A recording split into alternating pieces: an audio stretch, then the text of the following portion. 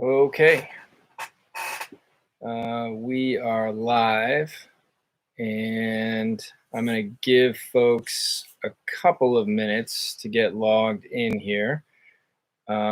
Mostly because I was having a little trouble with the live stream a second ago, and now it's up and running. So hopefully you can find it. So I'll wait till about 12:02 or 12:03 to actually start.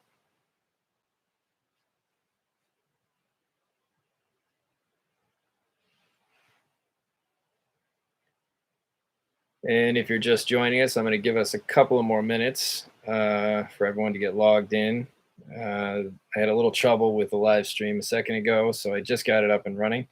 So I'm going to pause for 2 or 3 minutes to give some more folks a chance to get logged in.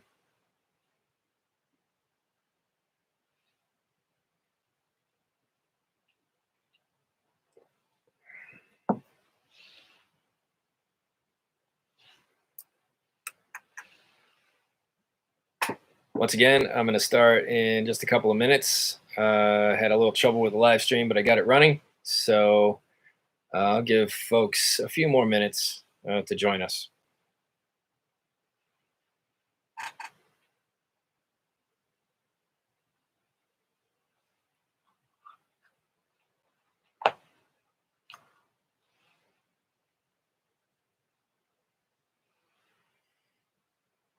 Once again, I'm going to start in just a couple of minutes.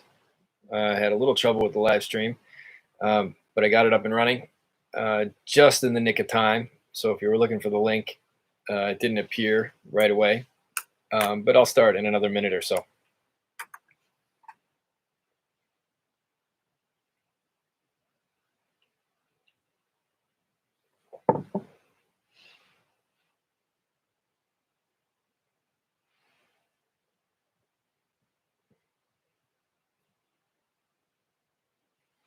All right, I'm going to start in about a minute.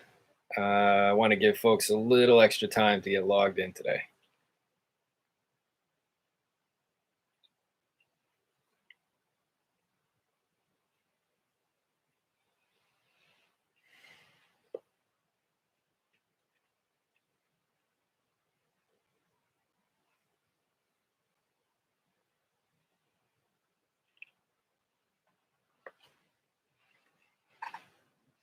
Okay, I'm going to go ahead and start. More folks may join us, and I have noticed actually that as the days pass after one of these live streams, the number of views continues to climb, which is good news. That means folks are either going back to watch again, or if they're not able to join us at noon on Fridays, they're able to watch at a different time. Okay, so I want to start with my 3 Ps. The first is prayer, and I'm actually going to read to you a quote from an ancient letter, a letter written by a guy named Pelagius around the year 400. And this talks about God's presence in nature. And the reason why I want to start with this is because when we look at Psalm 66 in just a little bit, you'll notice that the beginning part of the psalm exhorts all of creation to sing praise to God. So that psalm makes me think of this excerpt from Pelagius. Okay. Look at the animals roaming the forest. God's spirit dwells within them. Look at the birds flying across the sky. God's spirit dwells within them. Look at the tiny insects crawling in the grass. God's spirit dwells within them. Look at the fish in the river and sea. God's spirit dwells within them. There is no creature on earth in whom God is absent. Look too at the great trees of the forest. Look at the wild flowers and the grass in the fields. Look even at your crops. God's spirit is present within all plants as well.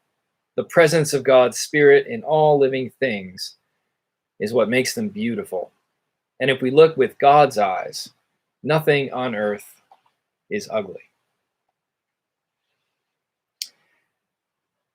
Okay, so that's Pelagius around the year 400.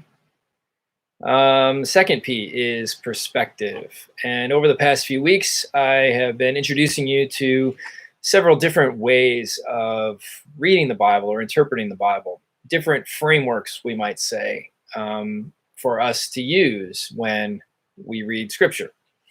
So last week, I talked with you about Bruce Lincoln's questions. Bruce Lincoln's professor at University of Chicago, and he suggests 4 questions that you can ask when approaching a passage in the Bible. Who's speaking in this passage? Keeping in mind that it's not just the speakers in the story itself, but also the writer of the text is a speaker. So the author of a gospel is a speaker, even if the story you're looking at has Jesus speaking. So who's the speaker? Who's doing the speaking? Another question to ask is, who's the audience? So in a gospel story, the immediate audience may be the disciples. Jesus is teaching them. But there's a bigger audience to keep in mind. Just like the gospel writer is also speaking, the gospel writer is speaking to a specific audience. And those audiences, when the Gospels were written, likely lived sometime near the end of the 1st century. So a good 4 or 5 decades after the time when Jesus may have been teaching his disciples. So it's good to keep in mind that there's a bigger audience than just the immediate audience within a story itself. So who's speaking? Who's the audience? What's the context? Not just the immediate context within a passage. So if you're looking at a story, you look at what precedes it and what follows it to help set that context. But you're also keeping in mind there's a broader context that shapes how we read and interpret the Bible. And it's the context in which we live. I love the statement that anthropologist Clifford Geertz makes when he talks about culture. And culture is something that we are suspended in, but it's also something that we spun into existence. So we spin it into existence, and then it suspends us in that world. And then that cultural world, that atmosphere that we breathe, influences how we interpret. So that's the broader context to keep in mind. Who are we, and what times are we living in, and how do those shape how we read? And then the last question that Lincoln invites us to ask is, what are the strategies that a particular biblical writer is using? What is the writer trying to do with this language or this story? So who's speaking? Who's the audience? What's the context? What are the strategies? So that's one thing I've introduced you to when we're talking about how to interpret the Bible. I've also introduced you to Richard Rohr's concept of struggle. And this is a very personal way to think about your interaction with the Bible, that sometimes, according to Rohr, we struggle with the language, and that actually is a good thing. So struggle is another aspect or another framework for us to think with when we're interpreting the Bible. I introduced you to a couple of phrases, too, over the past few weeks. One is that we take the Bible seriously, but not literally. And one reason why we take it seriously but not literally is because even those people who claim to interpret the Bible literally don't actually interpret it literally. They pick and choose and interpret those aspects literally, and then leave a lot of other stuff off to the side. So that's one phrase. And another phrase is, the Bible is a place to start. It's not the final word on any topic, whether it's ethics or theology, history certainly, and certainly not science. It's not the final word. It's the starting point. And in our tradition, we start here, and then we move in all sorts of directions, and we bring in tradition, we bring in other cultural features, we bring in art. All of this helps to inform our interpretation. So the Bible is a place to start. And that's actually a phrase that I hammer home for my confirmation class, because I think it helps to inoculate them from some other perspectives of the Bible that exist in the Christian world, which do in fact treat the Bible as the final word on any topic. So you almost approach the Bible as you would a genie in a lamp, wishing for some answer to some question or hoping for some kind of blessing when you're reading it, and treating it as if it were the final word on anything. You just read it and you find the answer, and then you're done. The Bible says it, that settles it, etc. But if you treat it as a place to start, that helps to inoculate you from some of those other viewpoints. And it also invites you to be a critical thinker, to use your brain when studying the Bible. One final aspect of interpretation, or another way to think about a framework, is this phrase that I introduced to you last week, which is what we see in the Bible depends on where we stand. And it's feminist theologians who have really helped to bring this insight to the fore. What we see depends on where we stand. So when we're reading something in the Bible, and let's say it's troubling to us, or we have a hard time with something, maybe it's a story that seems troubling or disturbing in some way, or maybe it's an image of God that we find a bit difficult to accept. It's important to ask ourselves, if we encounter something like that in the Bible, why is it that this bothers me? Why is it that this image of God that the biblical writer is using, why does that bother me?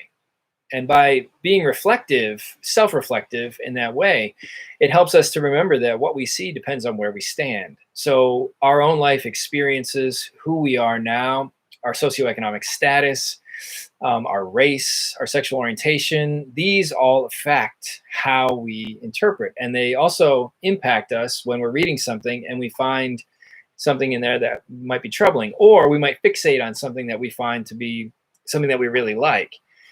Why do we really like it?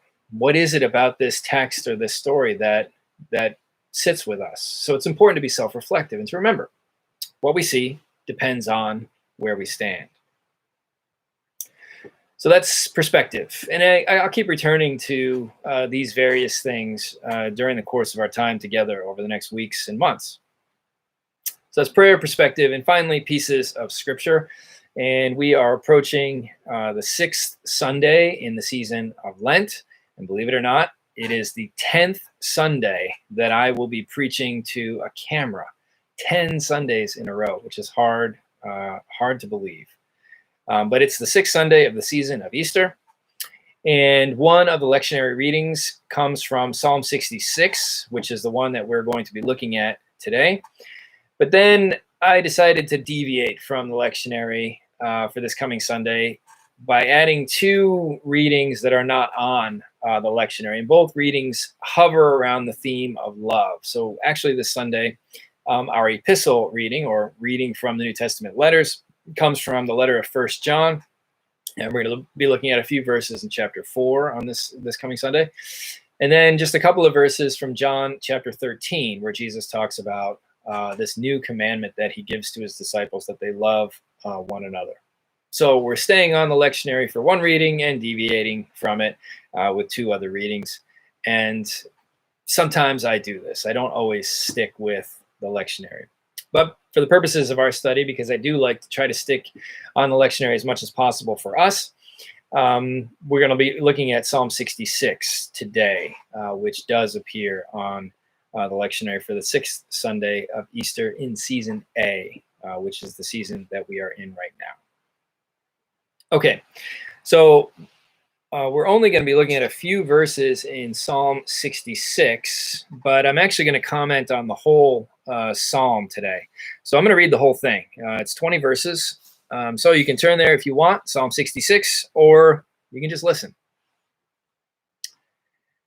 Make a joyful noise to God, all the earth.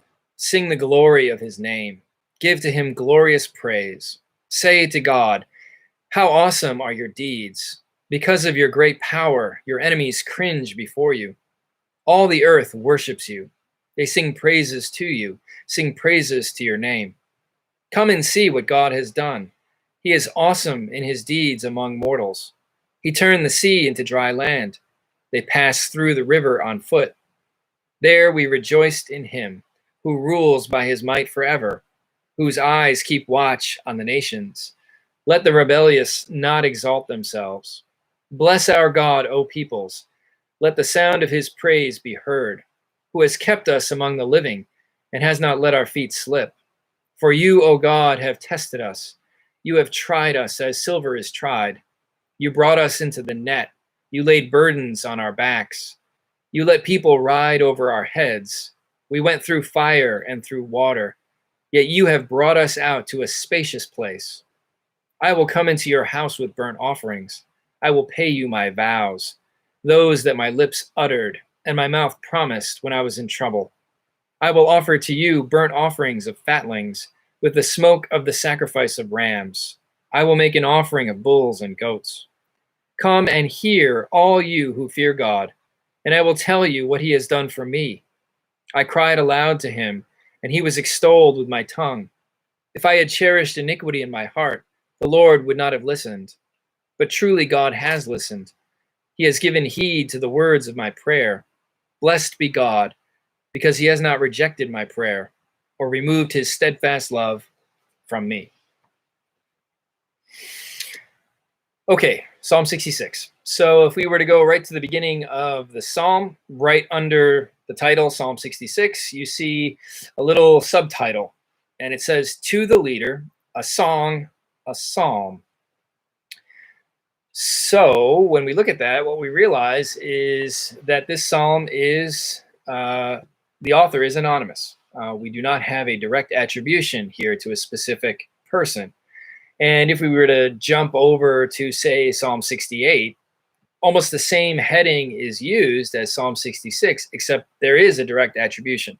To the Leader of David, a psalm, a song. That's the subtitle of Psalm 68. But Psalm 66 does not attribute the psalm to anyone in particular. It's not attributed to David, for example. So the author is anonymous. We're also told in that subtitle that it's to the leader. Who is the leader? It could be a song leader, it could be a worship leader. It's hard to know. And then this psalm is called a song in the subtitle. So these are lyrics that are put to music. It's a song. Many psalms function in this way. Sometimes the Psalms is called, the book of Psalms is called the hymn book of ancient Israel, or the hymn book even of the church, because so many of the Psalms are intended to be put to music, and Psalm 66 is one such example. So now what I want to do is actually look at the overall structure of the psalm, because it actually has what I think is a beautiful structure. So the first 4 verses issue this call to all the earth to sing praise to God. So verse 1, make a joyful noise to God, all the earth. So it's a call to all of creation to sing to God. Verse 3, say to God, how awesome are your deeds. Talking about God's interaction with the created world, and then extolling God for the awesomeness of God's deeds.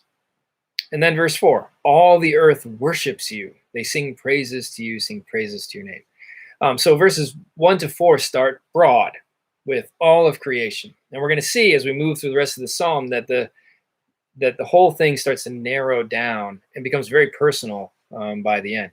So it starts broad. I want to call your attention to the word Selah that appears 3 times in Psalm 66. Now, Selah appears throughout the Psalms, and it is an untranslatable Hebrew word. And part of the reason why we don't translate it is because we don't actually know what it means.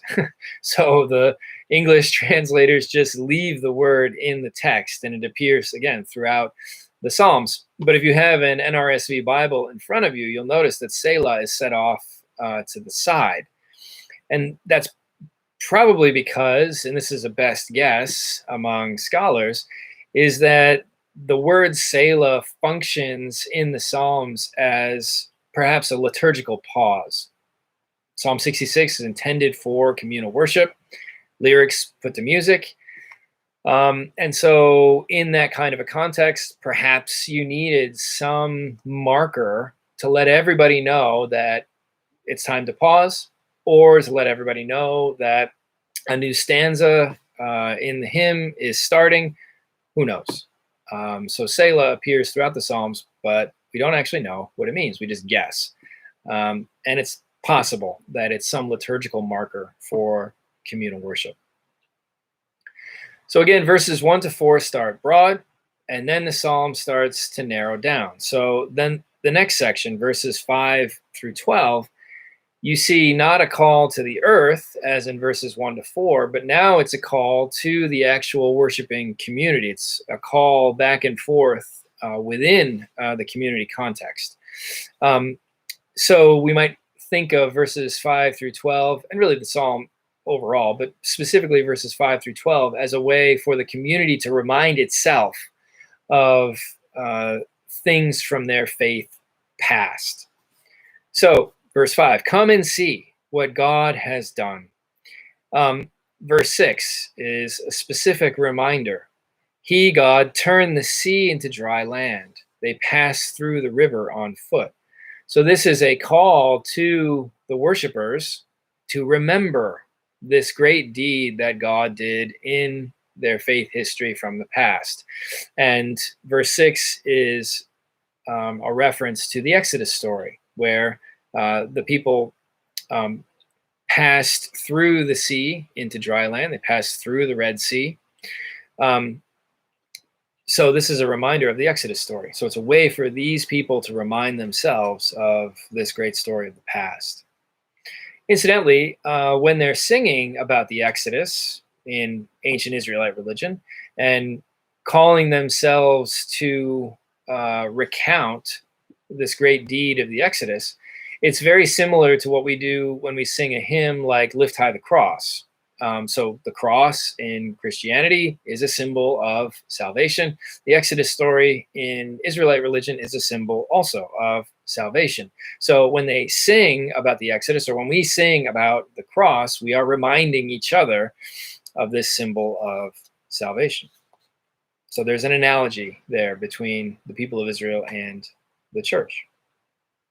So again, verses 1 to 4 start broad, calling all of creation to sing praise to God. The next section, verses 5 through 12, is a reminder to the people within the worshiping community to do this. And then the last section is verses 13 through 20, and now it's very personal. This is an individual hymn to God. So if you were to look at the first person pronouns that are used in verses 13 through 20, you would find that there are 16 references to either I or me or my. So this is not all of creation. It's not the community. It's in fact a very personal hymn to God from whoever wrote this psalm. So for example, verse 13, I will come into your house with burnt offerings. That word house is another way of saying temple. I will enter your temple with burnt offerings. I will pay my vows. Verse 15, I will offer burnt offerings. I will offer bulls and goats at the end of verse 15. Verse 16, come and hear, all you who fear God, and I will tell you what he has done for me. So this is a personal recollection of how God has been involved in this individual's life, or at least how this writer is interpreting what he thinks is the involvement of God in his life. And then the last part, verse 20, says something like, it's like prayer language here. It's possible that the psalmist is referring to some other prayer that's different from Psalm 66, or it's possible that he's referring to Psalm 66 itself when he says, he has not rejected my prayer or removed his steadfast love from me. So perhaps at least this section of Psalm 66, or maybe the whole thing, but at least this section may have originated as a personal prayer or song or hymn to God, or that language of prayer as song. Maybe it started there and then it got built over time as other people added lyrics to the song. So the overall structure starts with earth, creation, then community, and then it's very personal. So that's the broader context of Psalm 66, which then allows us to delve more deeply into the actual verses that we're going to be reading on Sunday. And we're going to be looking at verses 8 through 12 in Psalm 66. So what I want to do is reread those verses for you, because they give you a sense of the rhythm of Hebrew poetry. And I've said this to you before, but the way much Hebrew poetry functioned was you would say or recite a line, and then the next line would basically repeat the idea of the previous line, but use different words to do it. And so you have this back and forth. almost a call and response in Hebrew poetry. And verses 8 through 12 give you a little sense of how that works. So I'm going to try to read it rhythmically and see how good I do. Bless our God, O peoples. Let the sound of his praise be heard, who has kept us from the living, among the living, and has not let our feet slip. For you, O God, have tested us. You have tried us as silver is tried. You brought us into the net. You laid burdens on our backs. You let people ride over our heads. We went through fire and through water. Yet you have brought us out to a spacious place. So you get a little sense of the rhythm. So the first line in verse 8, bless our God, O peoples. The next line in verse 8 basically repeats the idea. Let the sound of his praise be heard. First line in verse 9, who has kept us among the living. Next line in verse 9 repeats it, and has not let our feet slip. Repeats it with different words. So that's the idea with Hebrew poetry. You have a call and a response, some statement, and then a recollection of that statement in the next line that uses different words. Verses 8 and 9 refer to God in the third person. So bless our God, who he has kept us among the living and has not let our feet slip. So it's referring to God in the third person. God is God, or he, or who has kept us. That language shifts in verses 10 through 12. It now becomes a direct address. But you, O God, have tested us. You have tried us. You brought us into the net. That pivot is very interesting. And here's why. Because verses 10 through 12 weave in the element of suffering. So, you, O God, have tested us. You have tried us as silver is tried. You brought us into the net. You laid burdens on our back. You let people ride over our backs. So the direct address is almost accusatory here. The language shifts when the writer talks about suffering. It's not God has caused suffering on us. It's you have done this. It's almost an accusation. Now, I'm going to explain why that is, or why I think that is, in just a little bit. But first, let's talk a little bit about how the ancients viewed the relationship between God and suffering. So it's important to keep in mind that we're reading an ancient text here. So this is how ancient writers understood things. It doesn't necessarily mean this is how God actually operated. All it means is this is what they said about God. This is how they understood God. It doesn't say anything about God's actual essence. Okay, that's a huge distinction to keep in mind. There's not a one-to-one correlation between what the ancient writers said about God and who God actually is. All we're reading is what they said or what they thought about God or how they interacted with God. We in the worshiping community thousands of years later, in our own interactions and our own living, decide how we think God is involved in our lives. So that's an important distinction to keep in mind. So one of the things the writer says is, you have tried us as silver is tried. So this is like refiner image. And God as refiner appears all over the Bible, but especially in the Old Testament. So you have a passage like Proverbs 17:3. The crucible is for silver, the furnace is for gold, and the Lord tests the hearts. Similar theme appears in a letter like 1 Peter. We looked at 1 Peter last week, and the background context of 1 Peter is likely some form of intense suffering that the audience was going through. Perhaps it was some form of persecution for being Christians. But that writer in 1 Peter talks about a fiery trial that has come upon you, or a time of testing, you might say. So what this is, both in the Psalm and also in 1 Peter, and then might as well add in Proverbs as well, what this is ancient language that communicates a basic idea. And the basic idea is something that many of us have come to know to be true based on our own experiences going through difficult times. So this is ancient language that's trying to communicate this basic idea that hardship, suffering, these can actually strengthen our faith. They can give us more wisdom when it comes to living. They can make us more resilient. So when we read about this refiner language in the Bible, um, keeping in mind that it's ancient language, but it's ancient language that's communicating human experience, and it's an experience that many of us can also verify by saying, yeah, I went through that period of suffering. I don't ever want to go through it again. But now that I've come out the other side, this is what I've learned. So this is the basic idea that this refiner language communicates. So the Lord refines us as silver is symbolic language to talk about this basic idea that we can actually learn things through times of trial. They can make us more resilient. They can strengthen our faith and give us new perspectives on life. So now back to this direct address. So when the writer talks about suffering in verses 10 through 12, it's a direct address. You did this to us. It's accusatory.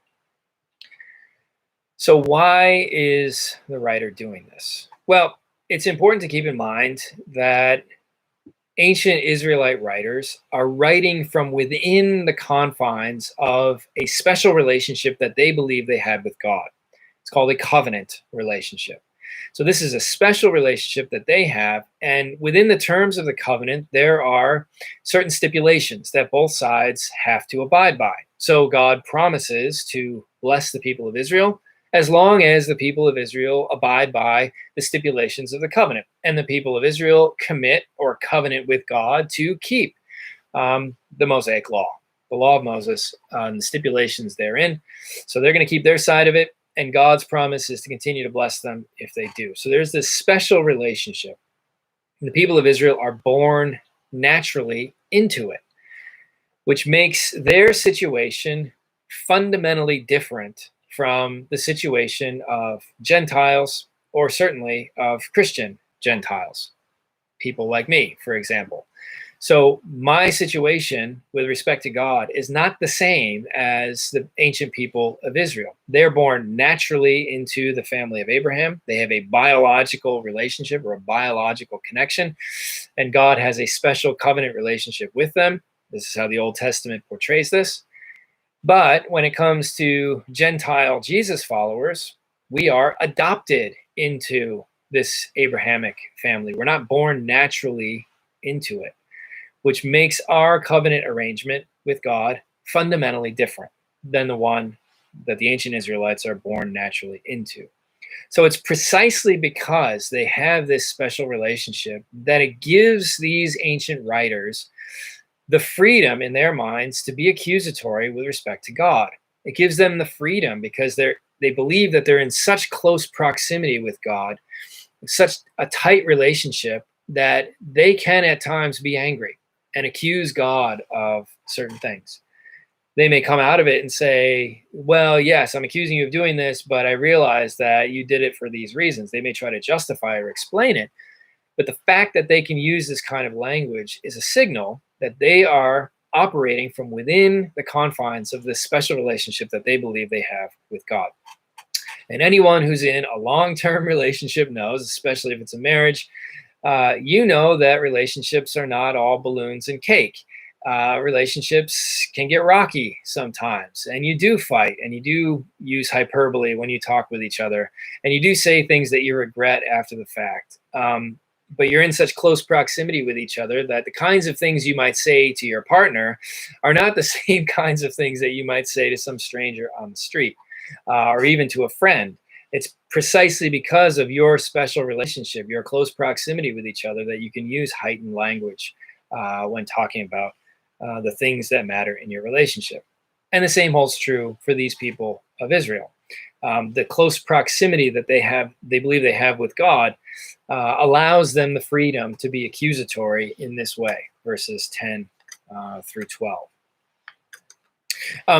Incidentally, verse 12, the writer talks about, we went through fire and then through water.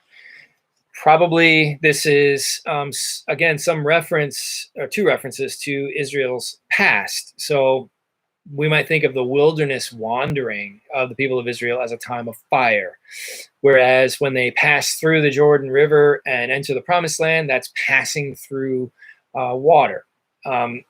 It's also interesting that Tolkien uses this exact phrase. He puts it onto the lips of Gandalf, where Gandalf wrestles with the Balrog and he passes through fire and water, he says. Can't resist bringing in a little Lord of the Rings once in a while.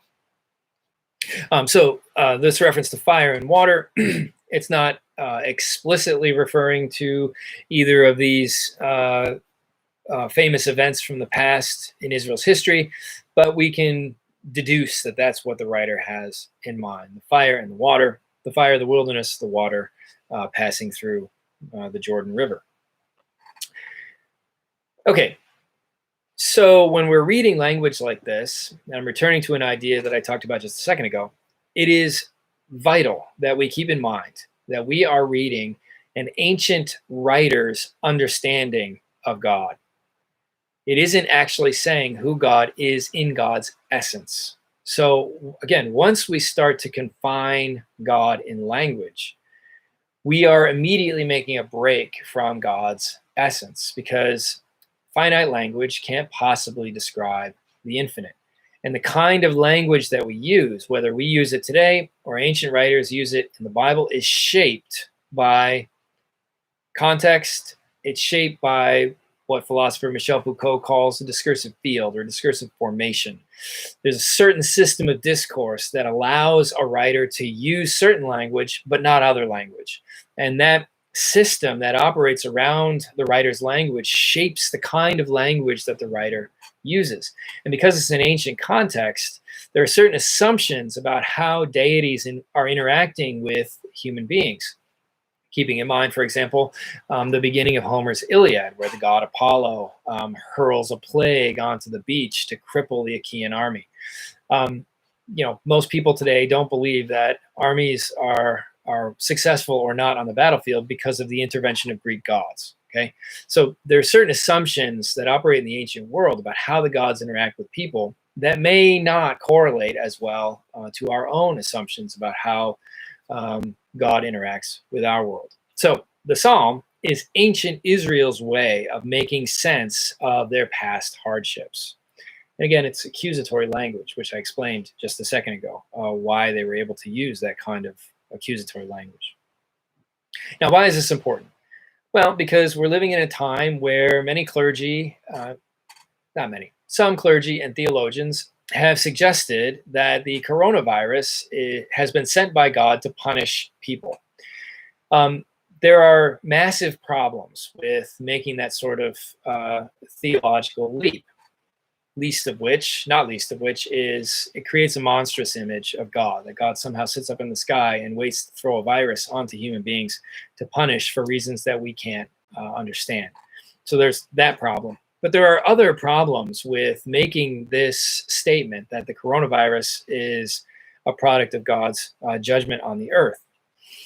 One problem is a bit what we've been describing. It's taking an ancient framework, an ancient understanding of how God interacts with people, and trying to apply it in a modern context. And there isn't a one-to-one correlation there. And the assumption that goes into that kind of an argument is that it assumes that what the ancient writers said about God is how God actually is. But as I keep coming back to, when we're thinking about what the ancient writers said about God, what we're reading is how they understood God, not how God actually is. So there's not a one-to-one correlation there either. So you can't bring that language in a one-to-one way into the modern world. It breaks down. It doesn't really work. It also assumes that ancient Israel's experiences are like our experiences, that those experiences map onto our experiences. And that's problematic for the reason that I described a second ago. Because in the Hebrew Bible or in the Old Testament, there is a special relationship that exists between Israel and God. That is their relationship. It doesn't map onto how modern Gentile Christians interact with God. We are adopted into the family of Abraham. We're not born naturally into it. So our relationship with God is necessarily different.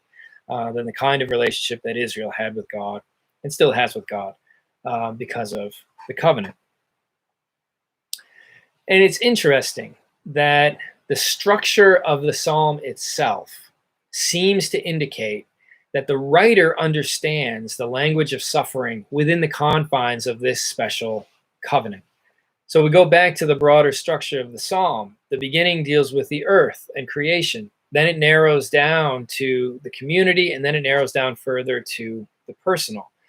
But it's in that middle section, the language of community, where the writer talks about suffering. So this is ancient Israel talking to itself, the people of ancient Israel talking to themselves about how they understand God's interaction with them. The only reference in this psalm to people outside of Israel comes in verse 7. And all it says is that God keeps watch over the nations. It doesn't use the language of suffering, saying God hurled plagues on the nation or hurled a virus onto the nation. So the language of suffering itself is isolated in this psalm, and it's understood within the narrow confines of the special relationship that Israel has with God. When we step back, though, and we place the Bible in its ancient context, one way that I like to think about the theology that you see in various places in the Bible, particularly as it relates to suffering, one way that I like to think about it is that it is early theology, or this is not the best word, but it kind of works, primitive theology. In other words, this isn't the final word on how God interacts with human beings. Our understanding of God evolves and develops over time, and has evolved and developed over time. So when we look at the history of recent Christianity and even recent Jewish theology, there was a big shift that happened after the Holocaust in how theologians and clergy persons and rabbis understood suffering, and particularly how God relates to human suffering. So whereas before the Holocaust, you might find in some Jewish theology and some Christian theology this language of God sending suffering to afflict or to refine people. But once the Holocaust happened, it's changed that narrative. And what it did was it forced a lot of theologians and scholars, clergy persons, to go back into the scripture and see if there's something else there that we have been missing. Because this language of God causing suffering was just assumed to be the case, certainly in the medieval period. But after the Holocaust, things started to change, and it exhorted us to go back into the scriptures, into the early parts of our tradition, and see if there's other language that better describes how God interacts with human suffering. And so the language that I like to use, or I like to think with when talking about how God relates to human suffering, is the language of withness. And you see that in various places throughout the Bible, but particularly in Psalm 23, where it says, "Even though I pass through the valley of the shadow of death, I will fear no evil, for you are with me." It doesn't say God caused the valley of the shadow of death. What it says is God is with us through life's valleys and life's shadows. So what a massive event of suffering like the Holocaust did in the development, the evolution of theology, is it forced us to go back into our sacred texts, both Jews and Christians, and try to see other ways to understand how God interacts with human suffering. Because to think that God caused the suffering of the Holocaust is really a monstrous idea, and it creates a terrible picture of God. But nonetheless, it is a picture that still you find popping up and bubbling up in various places in Christian discourse. One infamous example was when Pastor John Hagee, after Hurricane Katrina, said that the reason why God sent Hurricane Katrina was to stop this massive gay pride parade that was supposed to happen just a few days later, which is a totally absurd thing to say. But it actually doesn't make any sense when you look at pride parades across the country and across North America. I lived in Toronto for 5 years. We went to the Pride Parade every year, and I can tell you the weather was beautiful and sunny every year. So it's kind of a stupid thing for a person like Pastor John Hagee to say, but it comes from this misunderstanding of this one-to-one correlation between what the ancient writers were saying about God and how people assume God still interacts with people today.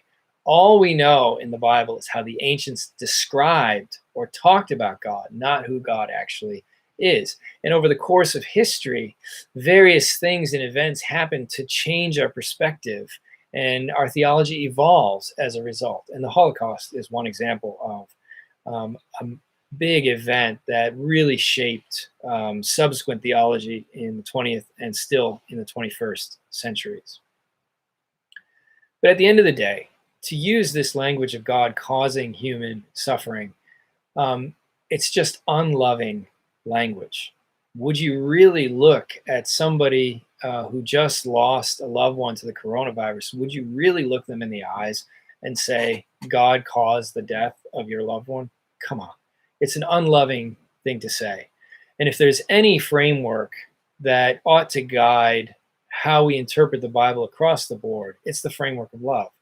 Is this interpretation of the Bible, is my understanding of God a loving understanding, a loving interpretation, or not? And it really does break down into those two simple categories. Are we striving for love or not? Is my interpretation loving or not? And the answer is, if we say that God sent this, the answer is it's not loving to say that. And so this ultimately will move into the other two scripture readings, which we're not going to look at today. But both of those scripture readings talk about love. And that's the reason why I wanted to include them for this coming Sunday. Okay, see you next week.